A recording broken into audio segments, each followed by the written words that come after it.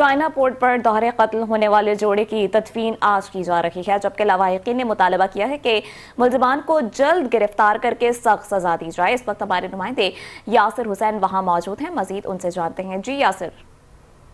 جی بالکل، آج گجرانوالہ میں جو پسند کی شادی کرنے پر جو جوڑا کراچی آیا تھا تحفظ کے لیے، اس کو نامعلوم افراد نے جو ہے وہ قتل کر دیا چائنا پورٹ پر، جس کی تدفین جو ہے وہ آج کی جا رہی ہے۔ جو اولڈ نیو میاں والی کالونی ہے منگو پیر کے منسلک یہ لگتی ہے۔ بالکل پسند سے شادی کی تھی، لڑکی کی رضامندی تھی، کوئی کڈنیپنگ کا کیس نہیں ہے، کوئی کچھ نہیں ہے۔ ان لوگوں نے غلط بیان کیے ہیں کہ ہماری لڑکی کو کڈنیپ کر کے لے کے گئے ہیں، جبکہ وہ خود اپنی مرضی سے آئی ہے، اور ان لوگوں نے باقاعدہ نکاح کی ہے۔ ہمارے پاس نکاح کے پیپرز موجود ہیں، جس مولانا نے نکاح کیا ہے، سب پروف ہے ہمارے پاس۔